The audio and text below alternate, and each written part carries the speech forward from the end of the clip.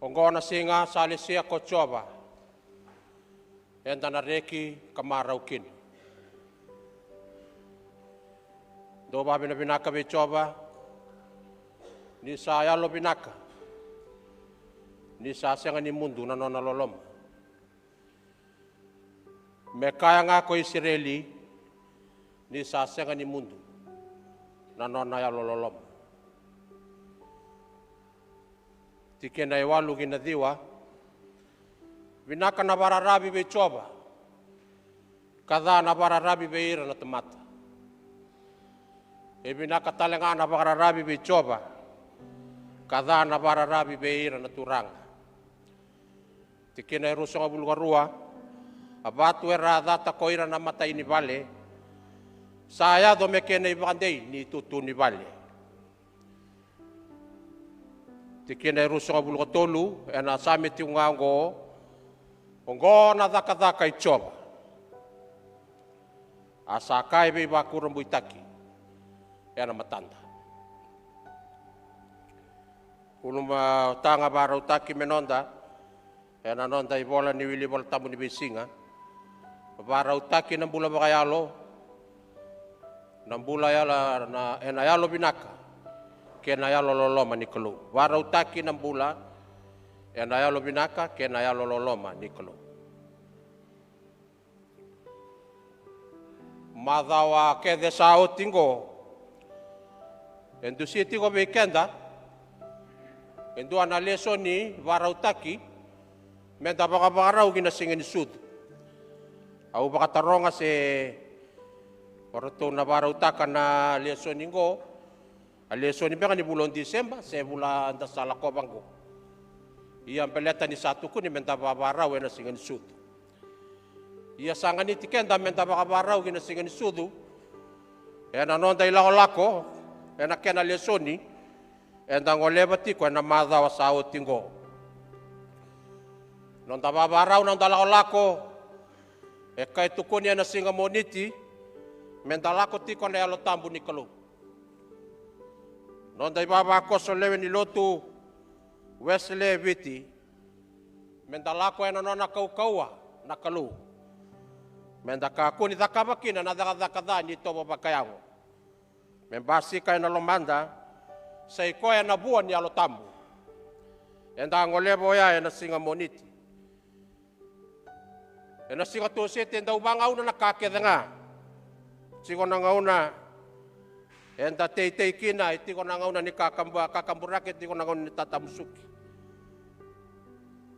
Sigo talenga na ngauna na kayo tobalya na wili ka weekend so na tikina na singa hindi. Singa bakululo tukunit ko menda babaraw na singa sudu. Menda nanuma na beka maidaki. Kakuha wala nga ni beka baka burabura. Boso Paula at tukuna tiko ko kolosa vera na kena ibaba koso era solia na non rambula be chisu. Meran daw nanuma na beka baka yalo. Beka bakalu. Beka ni matin tu ni kalu. Saba ka na numirao ya. Sangkay binaka na nondang bula. Baka yango nga ibura-bura. Niabutaki tu na nondang bula. Wana kalu. Singalo tule benda tukunit ko menda baka yarangin na kau-kawa kinabuko ni kalu. Lako batati ko menda kau-kawa. Kau-kawa ka baka yarangin na nonabuko sa itisu. Kaya nanon tamaro roy na elon dan singa barong buka. Nanon do na leson ni binaka menta babi na binaka. E na buku ni non raya lolo mana ibaba ko solotu. Mai Filipai. Era do lo mani Paula lo mana nanon na lotu na kalu. Kula na kena singa binaka enda lakoba na singa na noa. Enda bare takakina nanon da lo mana nanon na lotu singa wala nga enda lo mana na lotu. Enda lo mana na itau keni lotu na kalu. Nonda le singa tau doko tu suba grem. Enda bare taka tukina. Na nonda lo mana. Da ba binaka. Ena nonda solimbula. Solia na nonda iau. Solia na nonda ngauna. Solia na nonda buku. Enda solia na nonda matau. Enda bare taka tukina nonda ba binaka Paula. Vehira na ibaba ko solutu. Baba ko solotu may Filipai na nonda na numi koya. Ato soiti ko kina na daka ni kalau sai ko na nona matin tu na kena buna utaki na bosa ni kalau. Baba rauti ko ni no da la ko na singa ni sud. Suara kaya to na singa na no ni sano na singa ni sud nga waya. Sa singa ni besereki. Sa tanga lalamay na non dandinaw. Sa baka sa sereki kenda na kalau. Enda may kana kangunu baka bubale. Enda may maraw ka baka binabinaka. Iya sa ano da singa ni sudu bata nga waya. Kenda singa ni kay kana bata tali senda ngunu bata. Enda sa maraw ninda sa dua bata buana kalau. Yan ano da babaraw na singa ni sudu. Sa sereki kenda may nasona idola-dola bimbi. Enda dolakin. Enda dolata boli may nandoon ng una balaw. Kasama sereki baka oti na singa na noa. Sa sereki tukina, nanona be sereki na kalau na bukunda. Tolu na kalelebu ito na sa menggo. Matay, non da ba binakataka na nona lolong mato mundo na kalau sa nganyo tira. Kene karua, menta ba binakataka na nona kau-kau na kalau. Da ba binakataka na nona kau-kau senga ni daw yali be kenda. Kenda na tamata bagambauta. Sena bubale ba Israeli? Sena bubale ba bete ne Yeroni? Sena bubale ba banua ne Israeli? Kena matanggali na kena toka na kena abus. Sena mata bubale ne Yeroni bubale ba lotu ba bete. Kena non ratukuni talaga ratukuna na ngone ndai. Me baka bina ka oira rera baka nakalu. Oira na singandina. Oira nga ramay lotu tiku. Oira nga ramay lotu buwan nakalu mer ba bina ka buwan nakalu. Ena nona kau-kawa. Kakele katolu nika na nona tukuna na daw ni same menta ba bina kataka na nona be bakambulay. Ya senga ni same nga na singa oya. Senga ni same nga na singa ngo. E same ni bengaw na todo e na bengaw na sa ato'y matan ramera ngay tukuna kina ni nabasi kamay endo na turanga o Jisu Kristo selangati na same ngo na belati makawa sana ngay yado may nanduan na ngaw na aray talangan niliw membo tulis dusiya be kanda na ibaba kosolot nano andan daw tobole amen daw ray giliw andaraya na singa na noa andaraya din day enda tuba ka. Enda plenta katalangan na beka sa tuwe matanda may tukuna na daw ni sami.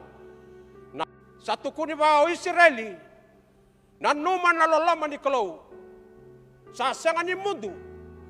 Mendaw lolama, mendaw na numa na kalau hocoba na panuong gobiti.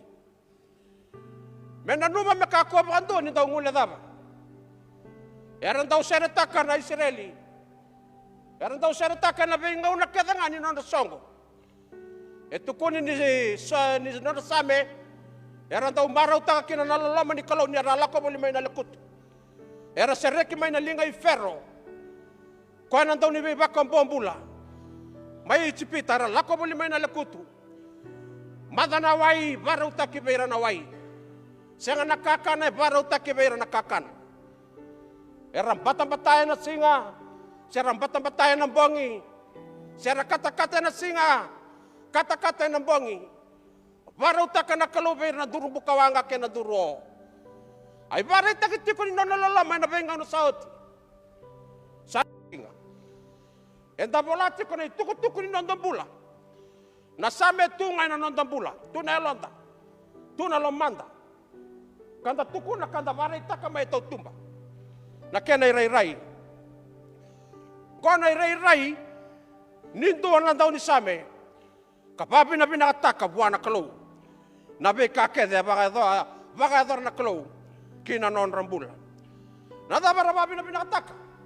E rababi na binakataka, e nadaba ito doon, babi na binakataka, doon ka nakanda marutak.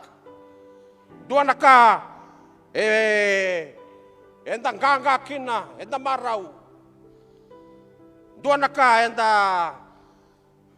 Enta bakambulay kina. O sino tatabi mate.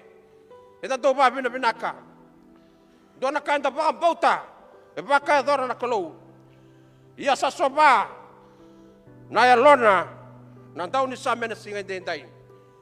Vita na baka sa maleka ni bunau ni kuwa. Matai. Enda kadhibi na lewa ni lotu centenary. Menda babi na binaka. Do babi na binaka bichoba. Enda kadhibi menda babi na binaka. Enda kadhibi menda lako mai menda mai babi na binaka na singa dendai.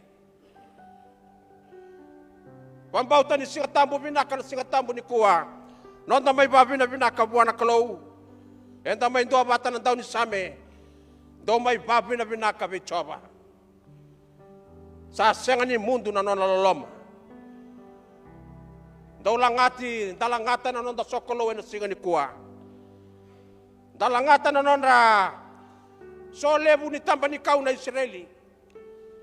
Meron daw solebu taka, meron daw na numa na nonda tiko may nalikutu. Senga na bale. Eran pula bolingaya, na bale lada. Era lawa may rasangka daw may langata na samingo. Langata meron marutaka na nona loloma lebu na kalu ni be kau bulimay. Nitaka ni dana babi na binaka buana kalau. Dababi na binaka na singa indai. Dababi na binaka batu anaturanga na marama no dababu abu bale. Dababi na binaka no na be kau bulimay. Ena non dampula na kalau. Duindui talano itu be kenda. Ia sakadibi kenda menda babi na binaka. Ena singa ni kuwa. Enda mai sorobaka na non dampula.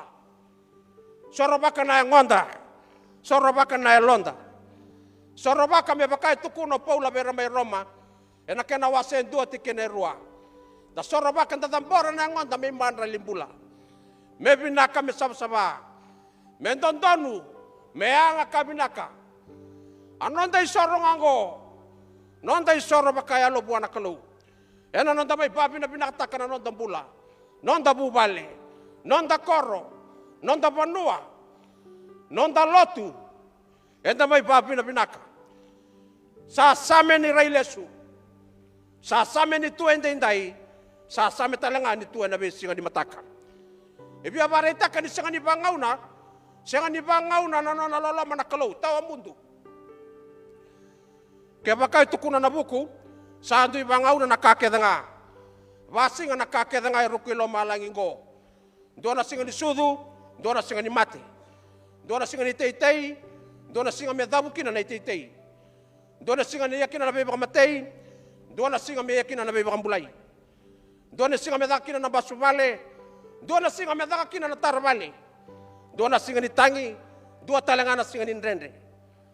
Dona singa ni talabatu. Dona singa me bini kina na batu. Dona singa ni be mokoti. Dona singa me kuwa kina na be mokoti. Dona singa me rawa kina na yau. Dona singa me ali kina na yau. Dona singa me mani ni tai kina na ka. Dona singa me soli kina na ka. Dona singa ni dula. Dona singa ni ndresu. Dona singa ni lolo. Ni bosote dona singa ni chikolo. Dona singa ni belomani. Singa ni beidati. Singa ni belomani. Dona singa ni balu. Dona singa ni sautu. Banga una nakaina ruku lo malangi. Mengai la beta dake na dau di Same. Ena ruku ni beka kedango. Webe sau kedango ni bengauna. Ngai dua na laini damu itu siana klau. Na nona lolo mai na buku itisu. Tawa mundu mai na kene tegabu me kene dabadaba. Sa senga ni mundu na nona lolo mana klau. Ena beka yado bekenda. Nonda bula nonda bubale. Nonda koro nonda banua sana nonda matentu. Saka dibi kenda na kalau ena singa indai. Ni senga bandua ni bangauna. Na nona lolo mana kalau. Sa marro ena nonda bula. Sa tigo batake kenda. Ena singa indai. Rono ndolo karole mbuto katuna bali bebe so sudu aduru kino o Paula mai Roma. Kai bola koya Efeso. Na nona tukuna na nona babi na binaka. Kai bangona nona bosa be Timothy. Na mai na Roma ni bali bebe so bola kino ko Efeso. Au saba bina binaka buana kalau. O koya kau sangaraba na Londina. Me bakana non rai bala nang kasa iliu. Ni usa senga ni mundu ni nanumiko. Ena nongu masu. Ena bongi kay na sing. Ngau nandre ne Paula. Sa senga ni kay laurai ni doan daw bunau. kau tabon le tutu binaka. Era besuki koe me kwa kuni tabuta na dai tisu. Era mbuti koe ndona bali bebesu. Sua. Santa tukina. Kabala lama sasenga kina ni laure bula. Ya na lama ni ndendeo ya. Ya na lama ni bonua mbuto ya. Ya na lama ni bonua sasenga kina laure kina bula. Mengai la beta take na doma na paula kaya. Au saba bina ka buana kalu. Au saba bina ka buana kalu na buku ngai Yesu Kristo. Ko ka sanggar raba na lontina. Me bakana non re bala na nongung kase mai liu. Yu sengani mundu ni na numiko. Ti modi au na numiko tiko. Bangi singa. Au masu tiko. Au babi na bina ka buana kalu. Dui na beka enda sotaba baka bubali.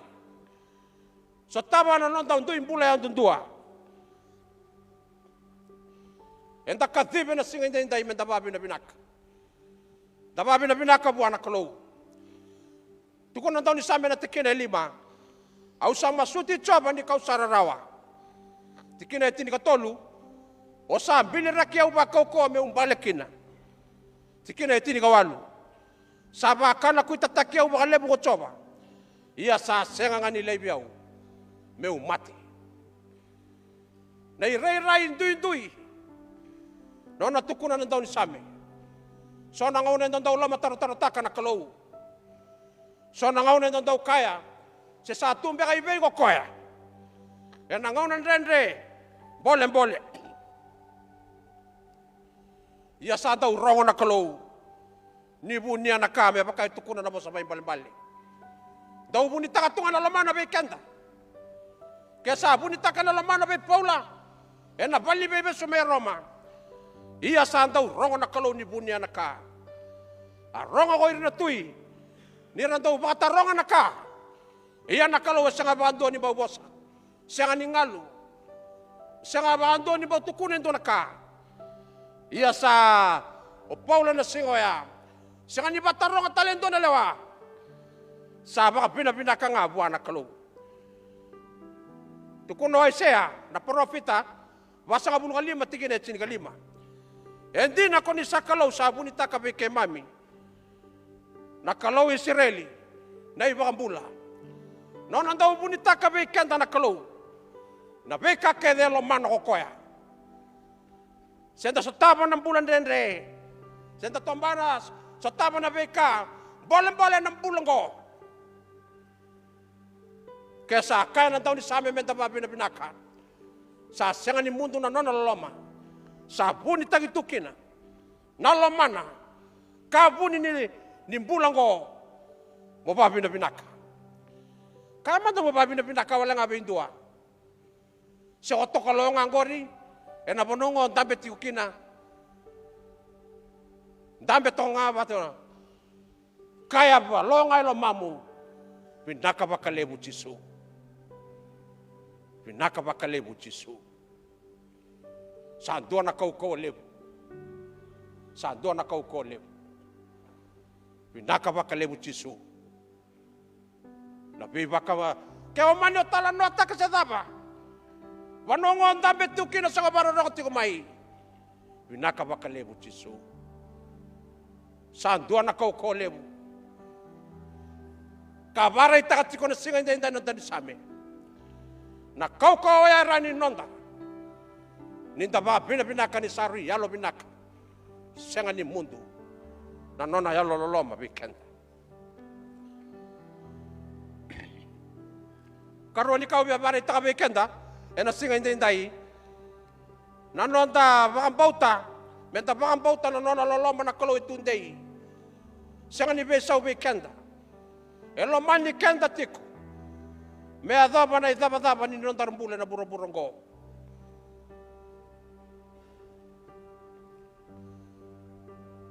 Totale beya undo na nasere undo na rau. Walu sa kabulu atolu. Na itala no amembaleti George Matheson.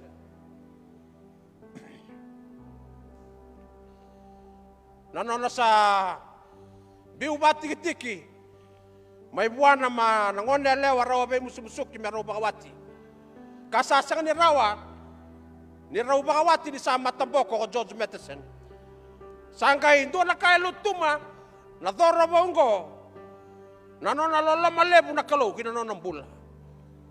Kaya kina bango nanona gaga di serengo. Lola malebu ni kalau sampai setuni lai biau. Au sarabiti kemuni. Au soli yau meunomuni. Tawa mundu tu. Rara malebu ni kalau. Nongu dhina boko tu ni sama temboko. Ni dhila mai beongo. Me oti manda nambuto. Me singa lebu mai. Sangkait kaya toka nakangkana katoling kangkana. Na marau lebu ni kalau. E ado mai bea wendai. Au tangi ngaka ubutungu. Mataka sana oti tu au nangai reki mai. Na kene kama. Na nona waka nui nui. Kau bela tai bueti au. Au sango lebu kemuni. Au nangai dolata saratu. Meu mate bata kei Jesu. Meu mbula kaya nga. Vimbiu. Siangan ya lo leilai. Ia nona lola malebu na kalau salutu manana mbula. Sanggai landa dake nga. Na isera undina ni sama temboko. Ia sarara mabua. Na nona ilau lako. Vida na kainda bulida. Na samengo. Na nona beba mbulai na kalau. Sa baka ngalala tagi kenda. Na nona loloma. Sa baka ngalala tagi kenda na tikine lima. Sa baka lalanga tagi kenda. Na nona loloma lebu na kalau. May nalekutu. May baira na Israeli. Na bulan na Jesu. Sa bangalala takira.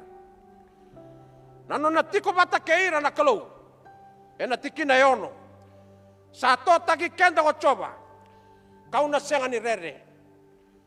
Tikina ibitu. Sa to takiau ko coba. Ke ira rabu ke yau. Na tikina walu ke na diwa. Sabi naka na bakara rabi be coba. Na nona loloma. Sa tiko nga ke kenda. Saya nga bakandua. Ninda umiuch kenda. Kene katolu. Sa nonda ibuke-buke na kalau. Buke kenda. Na veka keda nga. Na tikina yono gina bitu. Sa to tagi kenda ko. Sa to tagi kenda na kalau. Ke sa to tagi kenda na kalau ko de me kenda meda. Ke sa to tagi kenda ko koya. O de me kenda meda. Saya ngatal nindua. Me kenda meda ni sa to tagi kenda. Ko koya na nanda ila ola kongo. Au batabara na ibuna ungo na singa indendai. Na samengo sa kadibi kenda. Menda sa raya ni giliu. Dawara ka no na beba ambulay na kalau be kenda. Na banuay na lotu. Na maten tu. Nonda koro. Sa kadibi kenda menda sa raya ni. Na tikina rusabul kalima kina rusabul kono. Au masuti ka muni coba. Muni iya sara na beba ambulay. Au masuti ka muni coba. Muni iya sara na beba kalunga tataki. Sa kalunga to koya. Sa lako mayana ada coba. Ke mami sa bakalunga tataki ke mundo. May na bale coba. Sa samin ni nonda lako ya ni. Na singa indai. Sa samin ni nonda raya ni giliu. Sa ndarai di Jesu. Na samin ngo sa raida. Na kena lako may na matin tu ni kalau. Na kena teiba kitali na matin tu ni kalau. Senga ni matin tu nga na Israeli. Ia sana pasti kan dinamai. Na matin tu ni kalau. Na buku Yesu Kristo. Sabaka unga tikenda kina. Me bakanga ile liata mata. Na itutuku kedengo. Na madhi urusobul kandua tikina ediwa. Ia koira na lewe bunga saliu. Ke ira era samuri. Era sa kadi kaya. O sana buana lube tebita. Sa kalunga toko koya. Sa lako mayana ada ni turang. Tukuna nandau ni same. Sa kalunga toko koya sa lako mayana ada coba. Ia sa tukuna oira. Era kaila baka ni singo ya me Jerusalemi. Sa kalunga ta. Kokoya sa lako may. Na ada ni turanga. Nona duru batu iko Jesu. May Jerusalemi. Sarai na daw ni Same, sarai di Jerusalemi, sarai da Sara, nanon na tayame na Kristo, e nanon na itutu batui, e na Jerusalemi na singa ni duru batui, sarai da rawa, na sala ni kena basika, basika taki na maten tu ni kelu, sa basika na bala na maten tu ni kelu, e bura-bura na buku Yesus Kristo. Era daw kahit talaga na daw ni Baltamu, ni alangatin na sa mengo, na tamba baledake, ni ochi na nono kanabatan nila ko sibia. O Yesu kaya to na nati sa ipeli, na madi uruso nga bulkono. Me baka ituko na bango na tikine tol sa bulu. Iya ni rasa sereoti, tukuni na serengo, iya ni rasa sereoti, tukuni na sere ni ralangata na sa mengo. Na loloma lebu ni kelou tawa mundu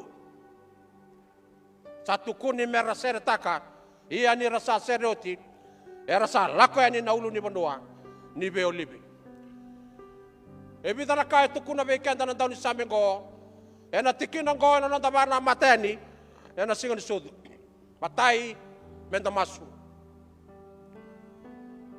masu da masu lakana na nda bambulai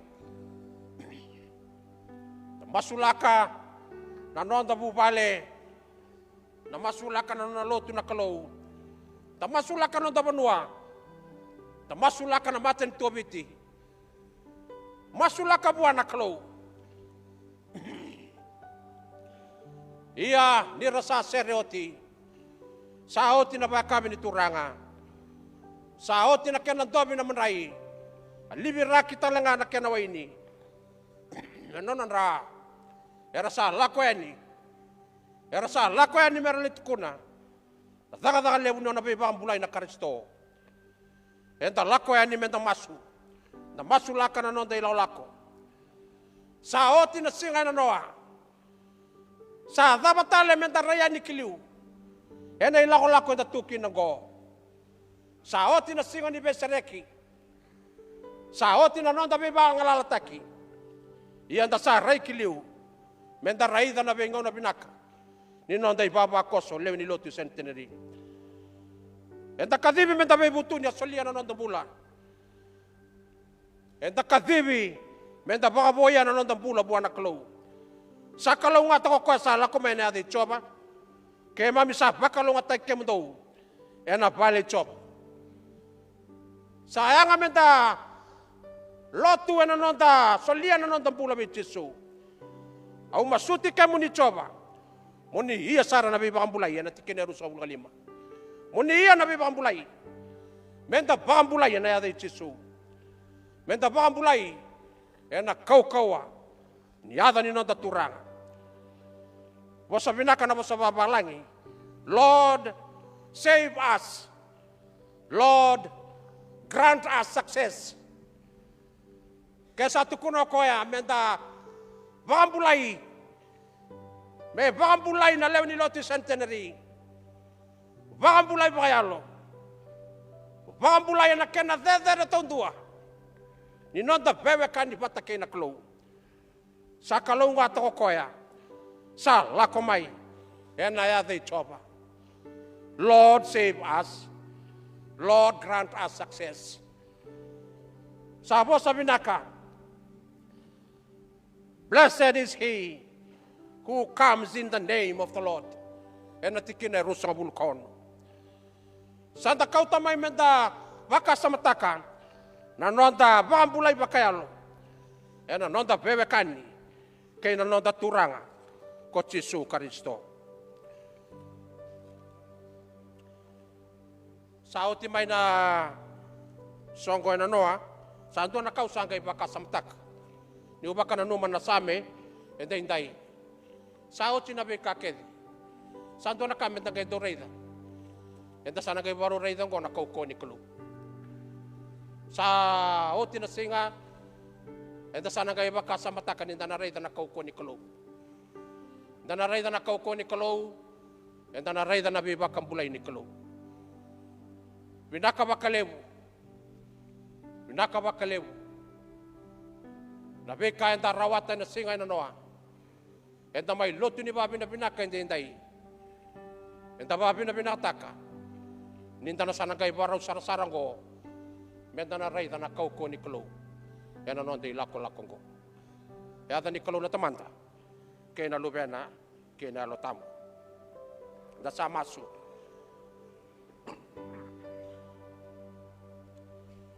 Kaya mami babi na pinaka na kalo.